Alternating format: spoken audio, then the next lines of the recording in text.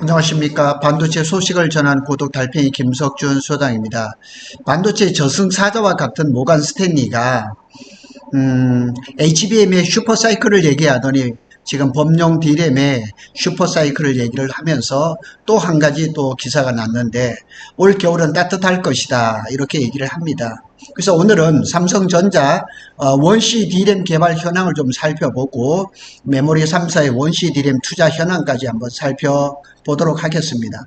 삼성전자가 지금 HBM4를 겨냥해서 원C D램을 개발을 하고 있습니다. 작년 9월 10월쯤에 전영현 부회장이 그때 당시에 그 개발에 어려움을 겪고 있던 원C D램을 재설계를 들어갔죠. 엄청난 일이었죠. 그래서 삼성전자가 차세대 메모리 경쟁에서 반격의 해를 준비를 하고 있는데 그게 바로 원C D램입니다.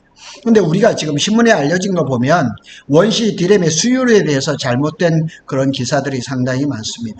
오늘은 한국경제신문에 올라온 것을 바탕으로 제가 좀 정리를 해서 올렸습니다.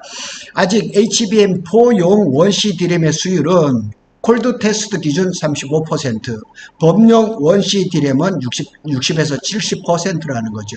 자, 오늘 여기에서 잘 보셔야 될 것은 이 D램이 두 가지 용도로 나누어져 있다는 거죠. HBM용과 범용 D램으로 이렇게 나누어져 있다는 거, 그것도 뒤에 제가 다 설명을 드리도록 하겠습니다.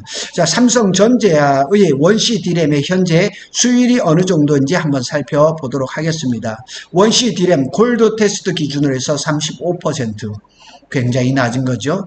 보통 이제 D램 하면은 최소한 70% 이상 80% 정도 돼야 되는데 지금 HBM용이라 해도 35%는 수준이 굉장히 낮은 거죠.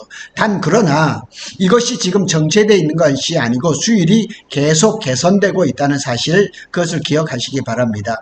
그래서 수율이 만일 100% 있을 때 이게 지금 웨이퍼당 이 HBM은 이 D램 다이가 굉장히 큽니다. 그래서 범용 DDR4라든가 5 같은 경우는 300mm 웨이퍼에서 한 1500개, 1700개 이 정도 D램 다이 낱장 이렇게 하나씩 이렇게 나오는데 지금 HBM4용 원C D램은 한 500개 정도밖에 안 된다는 거예요. 거의 3분의 1 수준이죠. 그런 유효칩이 한 200개 이하로 추정이 되는 거죠. 그래서 수율이 100%였을 때는 HBM이 나오는 것이 완제품이 좋은 것, 양품이 14개밖에 안 된다는 얘기예요.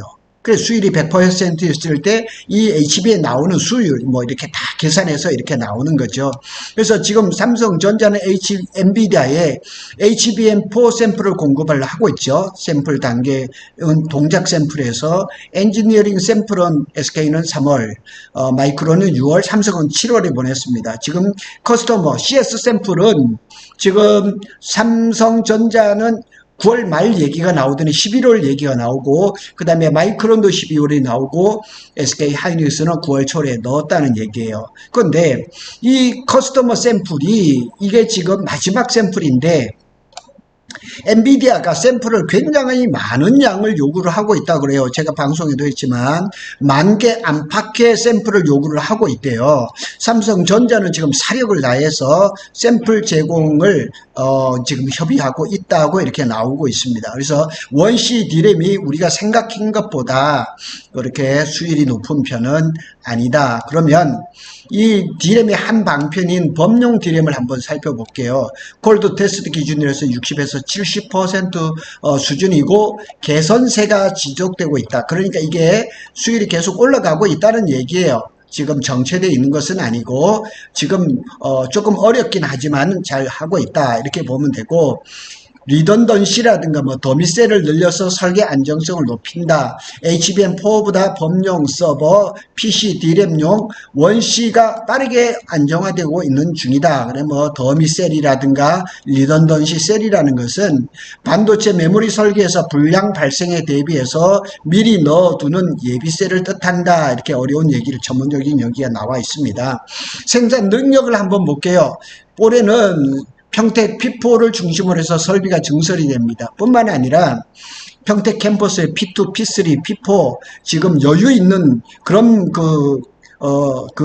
그린룸에는 전부 다 원시 D램으로 바꾸고 있고, 지금 P2, P3에도 리트로핏 하고 있습니다. 기존의 라인들을 전부 다 업그레이드를 하고 있거든요.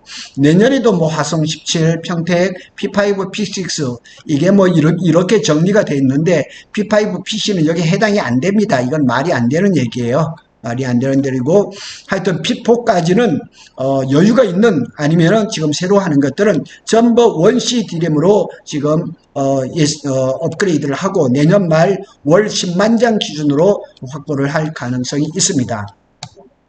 삼성의 장점인 풍부한 생산 능력, 물량 깡패를 얘기를 하는 거죠. 활용해서 가능한 많은 웨이퍼를 설비에 투입해서 샘플을 만드는 상황이라고 합니다. 뿐만 아니라 한편에서는 범용 D램, 이것도 지금 캐파를 엄청나게 있는 장비를 그냥 설비를 계속 돌리는 거죠. 월 10,000장 정도로 만든 것에서 2배 가까이 올려서 생산하는 방안까지 타진하고 있다는 얘기까지 들려오고 있다.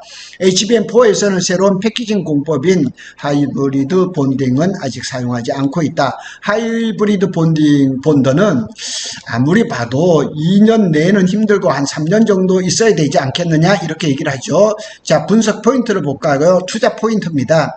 삼성의 원시 D램은 범용 제품은 수율 안정화에 들어갔어요. HBM용은 여전히 낮은 수율로 인해서 양산 경쟁에서 SK 하이닉스에선 뒤진 상태예요. 그러나 삼성은 대규모 설비 투입으로 물량으로 승부를 건다는 그런 전략을 쓰고 있습니다. 그리고 HBM4에 대한 콜 테스트가 언제 완료될지는 모릅니다. 불확실합니다. 지금 나와 있는 건 다 추측일 뿐입니다. 그런데 HBM용 D램과 범용 D램과 차이가 있다는 거, 그걸 잠깐 설명을 하고 가겠습니다. HBM용 D램과 범용 D램은 설계 및 구조에서 분명한 차이가 있다, 이렇게 얘기하면서 HBM용 D램과 범용 D램은 기술적으로 같은 원시 D램 공정을 쓰더라도 요구하는 조건과 난이도가 달라서 차이가 발생한다. 한번 보겠습니다. HBM용 D램 TSV, 구멍을 뚫는 거죠. 실리콘 관통 전극이라 그러죠. 공정이 필수적이고, 다이를 수직으로 8개서 지금은 12단입니다. 8단은 많지 않고 적층을 해야 되니까 열 신호 간섭 문제가 발생하고, TSV와 미세에 비해서는 불량만 생겨도 전체 적층 칩이 이렇게 12단 쌓아놨던 것이 다 불량 처리가 되죠. 따라서 수율 관리가 어렵고 또 불량 리스크가 큽니다. 또 그만큼 비싸죠. 예, 범용 D램에 비해서. 자, 범용 D램이다. 서버라든가 PC라든가 DDR 이런 데 들어가는 걸 얘기를 하는 거예요. 단일 다이 또는 단순 패키징 구조죠. TSV나 초고난도 적층 공정이 없어요. 상대적으로 공정 난이도가 낮고 불량률도 낮습니다. 그래서 HBM용은 AI, HPC용 GPU와 연결되므로 초고속 저전력 대역폭 극대화를 요구가 되고, 조금만 흔들려도 성능, 전력, 스펙 통과가 더 어렵고 까다롭습니다. 그러나 범용 D램은 서버, PC, 모바일 등 다양한 수요처가 있습니다. 그래서 DDR5 기준으로 고성능이지만 HBM보다 요구 조건이 낮아서 수율을 더 빨리 안정화할 수가 있는 거죠. 그래서 범용 D램보다는 HBM D램이 훨씬 어렵다. 그래서 정리를 해보면 HBM용 원시 D램은 극한 성능과 적층 기술 때문에 수율이 낮고 진입 장벽이 높아요. 범용 원시 D램은 안정된 생산성과 넓은 수요 때문에 빠르게 안정화를 할 수가 있죠. 같은 원시 D램이라도 HBM용은 기술, 수율, 과제, 범용은 생산 확대라는 과제에 있어 차이가 많습니다. 자, 그러면 메모리 3사가 원시 D램에 어떻게 투자를 하고 있는지 좀 한번 살펴보도록 하겠습니다. 삼성은 평택 화성에서 가장 공격적으로 양산 라인을 확대를 하고 있고, SK 하이닉스는 2000M14를 하고, 마이크론은 일본에서 보조금을 받아가지고 히로시마 팹에서 캐파를 늘리고 있습니다. 삼성전자를 한번 볼까요? 평택 P4 신규 생산 라인 페이지 3를 얘기를 하는 거죠. 페이지 1도 일부 메모리 라인이 있습니다. 화성 17 라인도 저는 투자를 할 것입니다. 그리고 평택의 P2, P3도 일부 리트로핏을 하고 있습니다.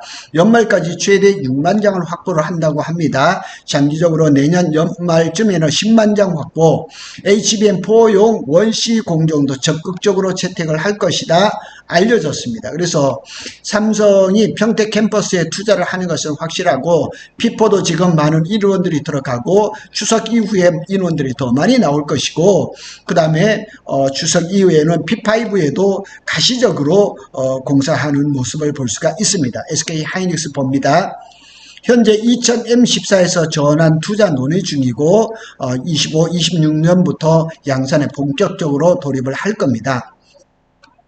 기존의 2000의 M15는 청주네요. 청주 M15는 HBM용 원비 D램, M14, M16은 원시 D램 위주로 이제 전환이 될 것이고 내년 역시 SK 하이닉스도 월 10만 장.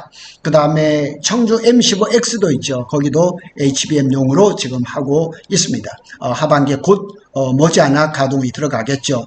SK 하이닉스는 2분기 실적 발표에서 원시 D램 전환 투자는 올 하반기부터 시작돼서 내년에 본격적으로 진행될 것이고 현재 경영 계획을 수립하고 있어 추후 구체적인 계획이 확정되면 공유할 것이다. SK 하이닉스는 전반적으로 자기들의 그 반도체 로드맵이나 이런 것들을 좀 발표를 하는 편이에요. 삼성전자는 내부 소식이 밖으로 알려지는 것을 극히 싫어하는 편이죠.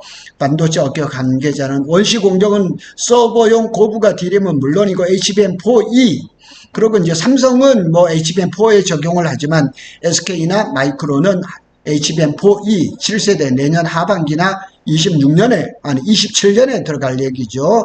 SK 하이닉스가 주목하고 있는 분야고 아직 설비 투자가 확정된 것은 아니나 내년 전공정 분야에 활발하게 투자가 될 것이다 이렇게 내다보고 있습니다. 그래서 SK 하이닉스는 지금 뭐 성능이라든가 안정성이 검증된 원B D램을 가지고 HBM4를 하고 HBM4E는 내년 아마 하반기 정도부터 원C D램을 이용을 해서 시작을 할 것 같아 이렇게 보면 되죠. 마이크론은 한번 보죠. 일본의 히로시마 새로운 공장을 건설해서 일본 정부로부터 5,360억 엔 우리나라 돈으로 4조 7천원 보조금을 확보를 해서 원 감마 마이크론은 원 A, B, C로 안 나가고 알파, 베타, 감마로 나갑니다. 그래서 원 C하고 동일한 것 감마는 똑같은 겁니다. 그래서 가동 시점은 27년으로 보고 있는 거예요. 27년이 이제 히로시마 공장 가동을 얘기를 하는 거예요. 그래서 주력 시장은 HBM4E 서버 D램 쪽에 이렇게 타겟을 보고 있다고 이렇게 보시면 되겠습니다. 그래서 지금 메모리 업체들이 굉장히 원시 D램 쪽에 투자를 많이 하고 있다 이렇게 보는 거죠. 삼성과 SK 하이닉스는 25년을 원시 D램의 대규모 양산 원년, SK 하이닉스는 올해보다는 내년에 초점이 맞춰져 있고 삼성은 올해에 초점이 맞춰져 있습니다. 모두 월 10만 장 규모. 마이크론은 이 히로시마 팹을 이제 27년에 가동을 하고 삼성이나 SK 하이닉스에 비해서 한 1, 2년 늦어지는 거죠. 그래서 단기적으로 보면 삼성이나 SK 하이닉스 2강 체제고 마이크론은 중장기 공정 이렇게 보시면 되겠습니다. 자, 메모리 3사를 한번 해석을 해보면 투자자 관점입니다. 기술 측면에서는 삼성이 HBM용 원C D램의 수율이 낮아요. 35%예요. 범용 원C D램은 안정화 단계로 갔어요. SK 하이닉스는 이미 수율이 80% 이상을 확보를 했어요.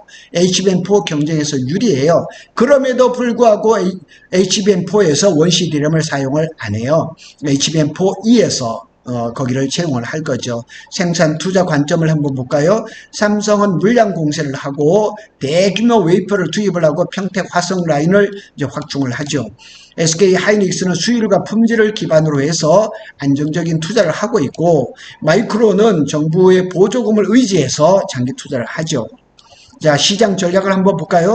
삼성전자 HBM4 공급망 진입이 절박해요.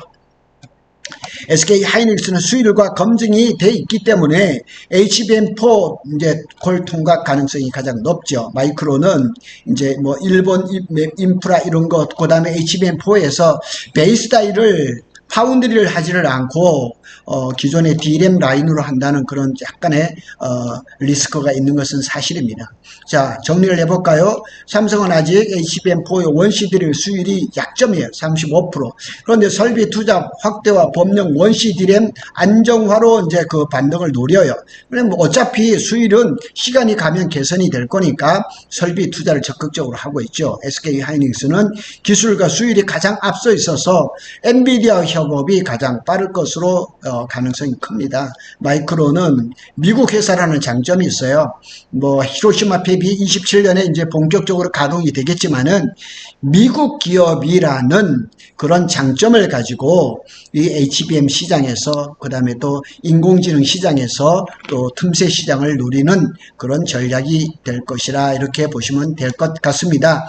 구독 달팽이는 삼성전자와 SK 하이닉스의 반도체 소식을 빠르게 전해드리고 있습니다. 감사합니다.